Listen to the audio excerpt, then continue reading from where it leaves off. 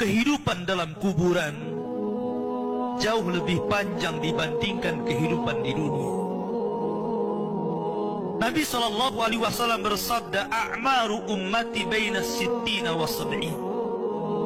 Bahwa usia umatku itu hanya berkisar 60 sampai 70 tahun saja. Sedikit yang lewat 70 tahun. Kalaupun ada usia yang sampai 100 tahun, itu sedikit sekali. Tapi kebanyakan di bawah 70 tahun, umumnya umat Rasul itu sudah meninggal dunia.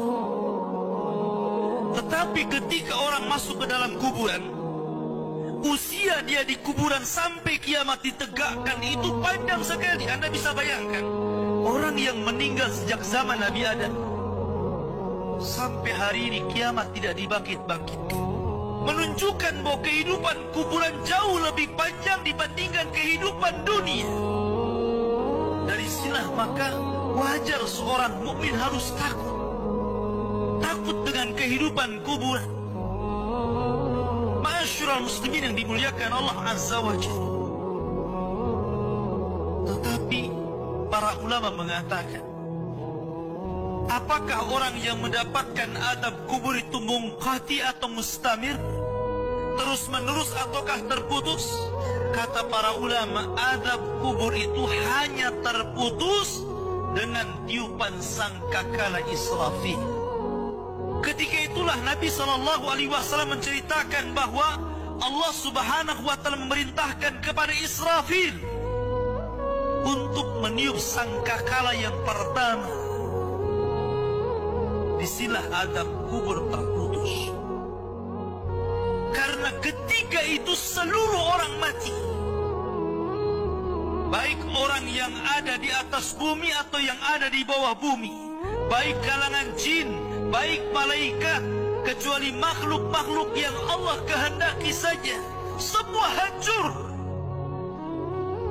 Dan Abu Hurairah radhiyallahu anhu menceritakan kehancuran bumi setelah tiupan sangkakala itu adalah 40. Bisa 40 hari, bisa 40 bulan, bisa 40 tahun. Yang jelas Allah hancurkan bumi ini. Allah luapkan lautan ke daratan. Allah jatuhkan bintang. Allah hancurkan gunung sehingga seperti kapas yang dihempas angin. Itulah yang disebut dengan kehancuran alam atau hari kiamat. Baru setelah kemudian bumi tidak bulat lagi, tapi bumi terhampar. Allah ganti bumi yang kita pijak dengan bumi yang baru. Itulah yang disebut dengan padang mahsyar. Maka disitulah Allah Subhanahu wa Ta'ala memerintahkan Israfil untuk meniup sangkakala kebangkitan. Yang kedua kalinya Israfil pun kemudian meniup sangkakala. Maka dari situlah manusia keluar dari perut bumi. Wa akhrajatil ardu athqalaha. Allah keluarkan beban-beban beratnya. Disitulah orang-orang yang beriman, ketika mereka muncul dari kuburan, maka mereka akan berkumpul dengan keluarganya. Allah mengatakan, alladzina amanu wattaba'athum dzurriyyatuhum biimanin alhaqna bihim dzurriyyatuhum. Orang-orang yang beriman, kemudian keimanan diikuti oleh keluarganya, oleh istrinya, oleh suaminya, oleh bapaknya, oleh anak-anaknya, oleh cucu-cucunya. Maka ketika mereka dibangkitkan dari kuburan, mereka langsung berkumpul menjadi satu keluarga. Dan itu sebuah ketenangan. Tapi orang-orang di luar daripada beriman, mereka keluar dari perut bumi seperti dua binatang. Pertama Allah contohkan dengan laron yang berterbangan. Anda bisa melihat laron apabila terbang di atas lampu atau di sekitar lampu. Lihat bagaimana cara terbangnya. Mereka akan saling tubruk dengan kawan-kawannya. Karena pada hari itu anak lari dari orang tuanya, suami lari dari istrinya, orang tua lari dari anaknya. Terkadang mereka bertubruk satu dengan yang lainnya. Yang kedua seperti belalang kal jaradil muntashir. Pertama sama seperti laron dulu. Lari sana, lari sini, yang dari barat ke timur, yang dari timur ke barat, yang dari selatan ke utara, yang dari utara ke selatan. Mereka kacau. Sehingga mereka mengatakan, ya wailana, man ba'athana min marqadina. Celaka, siapa yang membangunkan aku dari tidurku? Tapi orang-orang yang beriman hanya mengatakan, hadza ma wa'adar rahman wa sadaqal mursalin. Inilah janji Allah kepada kalian dan benarlah ucapan para rasul. Baru setelah itu, dari padang mahsyar berteriak seorang yang Allah suruh untuk berteriak. Mulailah kemudian mereka teratur. Maka mereka akan berjalan ke satu titik. Disitulah yang disebut dengan padang mahsyar. Mereka akan tinggal selama 50 tahun telanjang, kembali tidak dikhitan, tidak pakai sandal, matahari dekatkan 1 mil, keringat bercucuran, tidak ada makan, tidak ada minum.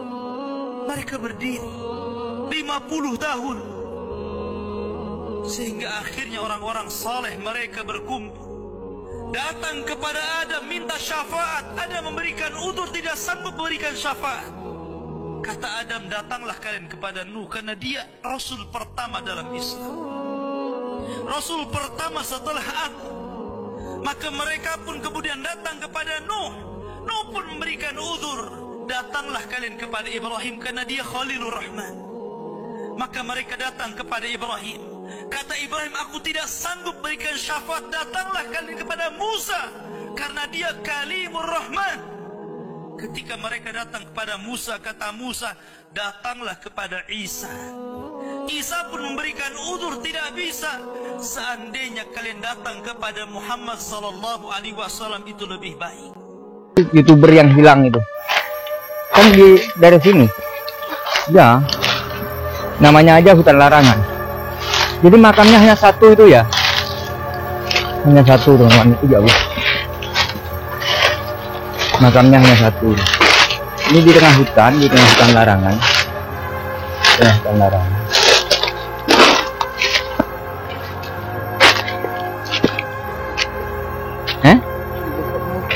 Ya iya. Abang yang tahu jalannya mana? Harum ya?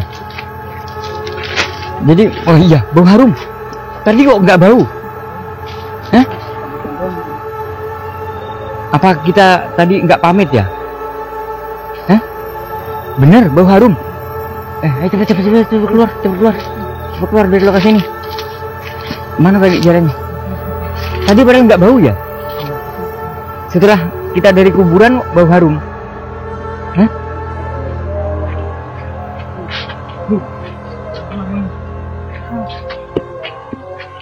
Kita cari makam yang bercahaya. Cari makam yang bercahaya.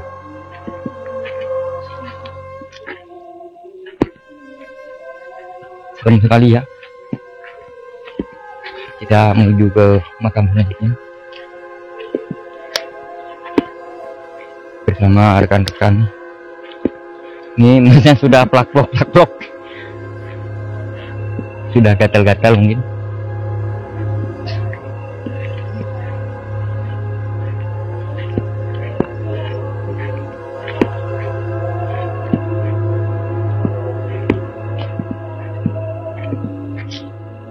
Nah itu depan tuh mas, makam mas. Tuh. Mungkin itu yang itu makamnya orang Bunian ya.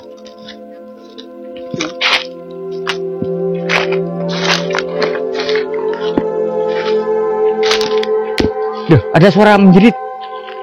Ada suara menjerit mas. Ada orang menjerit, anak-anak. Suaranya anak-anak menjerit. Kenapa mundur ini? Ini yang baju merah ini takut, Bang.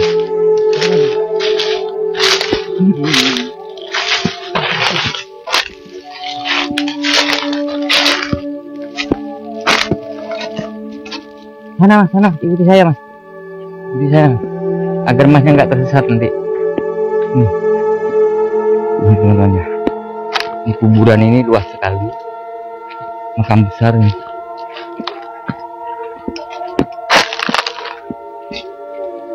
Apa itu?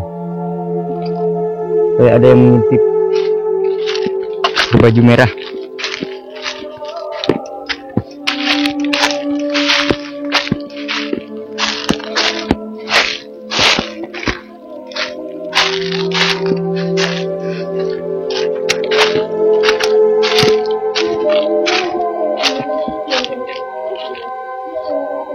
Bentar. Sini.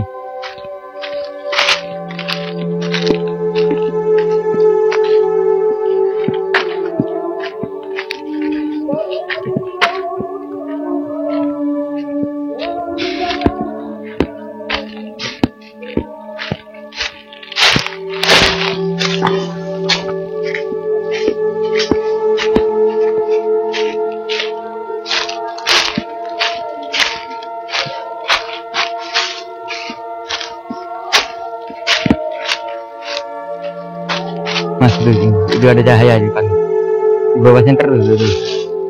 Ya kan? Ya ada cahaya tuh. Ya itu tuh.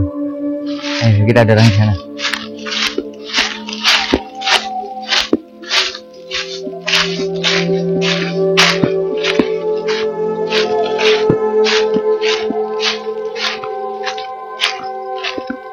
Kita cari makam yang bercahaya nih. Makam bercahaya. Makamnya itu bercahaya.